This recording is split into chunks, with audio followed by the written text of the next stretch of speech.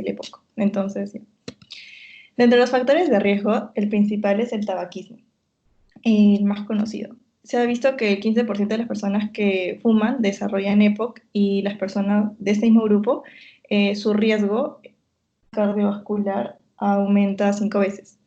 Otro factor de riesgo conocido, dentro de un 10 a 20% son los factores laborales. Dentro de ellos el polvo, los agentes químicos, los humos.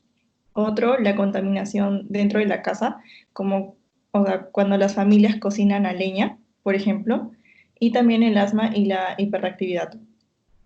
Y dentro de los factores genéticos, el muy conocido es el déficit de alfa-1 antitripsina, que se encuentra en el cromosoma 14, y en este grupo de personas se ha visto que desarrollan EPOC, bueno, aquí estaba al revés, antes de los 40 años, enfisema temprano, el EPOC en mujer joven y está incluso asociado a cirrosis. Otros factores como la fibrosis quística, síndrome del siglo inmóvil y alteraciones del tejido conjuntivo. Ya. En cuanto a la fisiopatología, como había mencionado anteriormente, el factor de riesgo más conocido es el tabaco.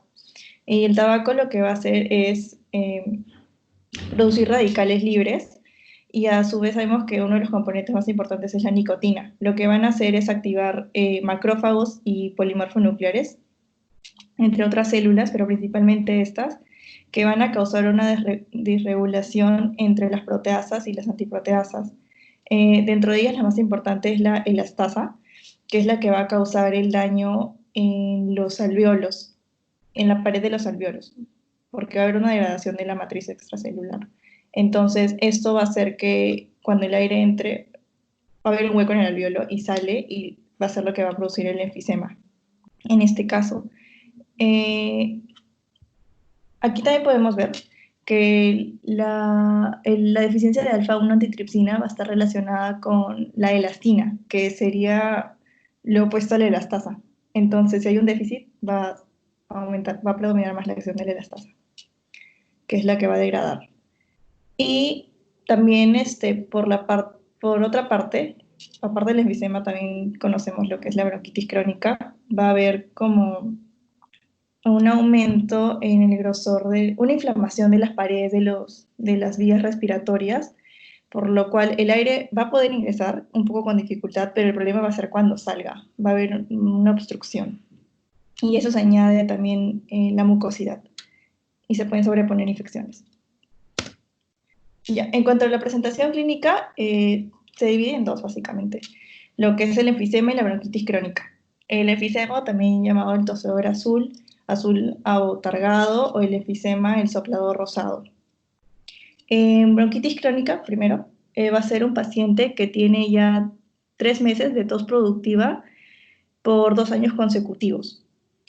Y en cuanto al enfisema, va a ser el aumento irreversible del tamaño de los espacios aéreos distales al bronquiolo terminal, es básicamente la destrucción de las paredes de los alveolos. Aquí podemos ver la comparación de los dos. Por ejemplo, en la bronquitis crónica hay más pacientes un poco más jóvenes, de 40 a 45 años. Bueno, lo que va a resaltar en este grupo de personas es la tos con expectoración, las infecciones son frecuentes, y bueno, eso básicamente acá. Y en cuanto al enfisema, es más la disnea y la astenia. Las infecciones no son tan frecuentes. En el enfisematoso sí va a haber bastante dificultad respiratoria, y por eso podemos ver también, por lo que había mencionado anteriormente, por la fisiopatología, podemos ver que ellos tienen un pulmón hiperinsuflado, y eso, o sea, con el tiempo puede desarrollar lo que es el tórax en tonel. En el caso de la bronquitis crónica, ellos están más asociados con la hipertensión pulmonar, y en el caso del enfisema, con la insuficiencia respiratoria crónica. Aquí podemos ver un poco cómo son los bronquios, pues, en ambos casos, bronquitis crónica y acá en enfisema. En enfisema pueden haber diferentes tipos. Por ejemplo, el que está más relacionado al tabaco es el centrolobulillar, y el que está más relacionado al déficit de alfa-1 antitripsina va a ser el panacinar. Ya, por el diagnóstico básicamente va a ser por espirometría. Lo que vamos a ver es que el BEP sub 1 sobre la capacidad vital forzada va a ser menos del 70% y esto es no reversible. Esto nos va a dar un patrón obstructivo. Y para categorizarlo por la severidad vamos a ver el BEP sub 1 después del broncodilatador, que va a ser, dependiendo, por ejemplo, si es más del 80%, va a ser en el grado 1. Si es entre el 80 y el 50%, grado 2. Si es del 30 al 50, grado 3. Y si es menos de 30, va a ser el grado 4. Aquí hay unos gráficos que vamos viendo cómo va. Ya, y tenemos que, van a haber dos cosas que nos van a ayudar para este gráfico que ya conocemos. La parte de abajo de los síntomas vamos a utilizar el CAT o el Medical Research Council modificado. Entonces, aquí podemos ver diferentes aspectos. El CAT nos va a dar una puntuación total máxima de 40 puntos y el punto de corte va a ser 10 y en el caso del este otro, MRC modificado, va a ser el punto de corte 2. El puntaje que obtengamos lo vamos a colocar acá abajo. Entonces, aquí están los síntomas y en esta otra parte van a estar la historia de exacerbaciones, agudizaciones. Y de acuerdo a eso lo vamos a ir viendo. Por ejemplo, el grupo A va a ser leve, que tiene bajo puntaje en los síntomas, o sea, por ejemplo, el CAT menos de 10, y tiene historia de 0 o una exacerbación en el año previo que no haya requerido ingreso hospitalario. En el caso del B es moderado, que tiene alto puntaje en los síntomas, pero sigue con bajo riesgo de exacerbaciones. En el grado C va a ser bajo puntaje de síntomas, pero alto riesgo de exacerbaciones, porque aquí podemos ver que son mayor o igual a 2 exacerbaciones en el año previo o más de una que haya requerido ingreso hospitalario. Y en el grado D, ya es muy grave, es alto puntaje de síntomas con alto riesgo de exacerbación. Ya, y de acuerdo a eso vamos a esquematizar el tratamiento. Pero primero iba a mencionar el no farmacológico. Como se ha visto que los que mejoran la supervivencia principalmente son, uno, dejar el tabaco definitivamente porque es el mayor factor de riesgo. El oxígeno domiciliario de forma crónica también, que se usa más o menos por 15 horas al día, incluyendo la noche, y el objetivo es tener sí, la presión arterial de oxígeno en reposo mayor a 60, y la terapia de rehabilitación pulmonar también sería importante en estos pacientes. En cuanto a cirugías, tenemos como opciones la reducción pulmonar y la broncoescopía pulmonar, que lo que van a hacer es reducir la hiperinflación disminuyendo el volumen pulmonar. Y como última opción también está el trasplante pulmonar, y esto se ofrece generalmente a los pacientes que tienen un BEP sub 1 menos de 25%, tienen hipercapnia o numerosas hospitalizaciones por muchas exacerbaciones.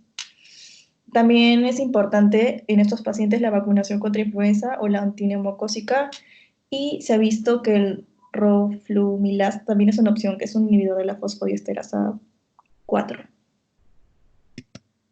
Ya. En cuanto al tratamiento farmacológico, como habíamos mencionado en la anterior tabla, que lo habíamos dividido en 4, de acuerdo a las exacerbaciones y los síntomas, podemos ver que en la parte A se recomienda los agonistas beta 2 de acción corta, o los SABA o los SAMA. En la categoría B serían los agonistas beta 2 de acción larga o anticolinérgicos de acción larga, que vendrían a ser los LAMA o los LABA. En el caso de la categoría C, ya es lo que se conoce como la terapia triple, que es el corticoide inhalado más el agonista beta 2 de acción larga o el anticolinérgico de acción larga. Y en el caso de la categoría D es básicamente lo mismo, pero también se adiciona pues el oxígeno, y se ha visto que la prednisona también va a ayudar, 40 o 60 miligramos al día. El artículo también habla de lo que son las exacerbaciones, y había leído un poco sobre los criterios de Antonisen. Y, por ejemplo, él utiliza 3 síntomas principales, que serían el aumento de la disnea, el aumento del esputo y el aumento de la poludencia del esputo. Por ejemplo, el tipo 1 dentro de este grupo sería si presenta los 3 síntomas, tipo 2 si presenta 2 síntomas, y tipo 3 si presenta uno de estos síntomas mencionados. En el caso del uno se recomienda la hospitalización y los antibióticos. En el caso del tipo 2 antibióticos y la hospitalización si es que presentara el aumento de la purulencia del esputo. Y en el caso del tipo 3 no se recomiendan antibióticos ni la hospitalización. Observar al paciente. En el artículo mencionan que una de las causas principales de exacerbaciones son las infecciones, y en ese artículo mencionan rinovirus, pero es conocido que, por ejemplo, al menos en nuestro medio, la etiología más frecuente son Haemophilus influenzae, neumococo y el Moraxella catarrhalis. También mencionan en el artículo que en el caso de las exacerbaciones, se ha visto de forma importante que el uso de los corticoides orales, por ejemplo, prednisona 40 miligramos vía oral, va a prevenir bastante bien la exacerbación recurrente dentro de los próximos 6 meses. Y el uso de los antibióticos en verdad es controversial. Y esto que puse aquí son como los criterios para ventilación mecánica. Y creo, ya. Y otra cosa que menciona el artículo es este gráfico, donde son indicaciones para una consulta en neumología en pacientes, por ejemplo, con EPOC de forma ambulatoria, o sea, ¿qué haría que ellos tengan que ir al neumólogo o que hagan una referencia, o sea, una referencia? Por ejemplo, que el BEP1 caiga más del 10%. Hipercapnia, hipoxemia, obstrucción moderada o severa en la espirometría, eso por ejemplo en esta parte. Y en los pacientes que están hospitalizados con EPOC, por ejemplo, signos del examen físico, signos de distrés respiratorio en el examen físico, y bueno, eso básicamente es lo que... O falla en respuesta de los corticoides o los bronquiodilatadores de acción corta. Y eso es lo que nos menciona. Bueno, eso es como una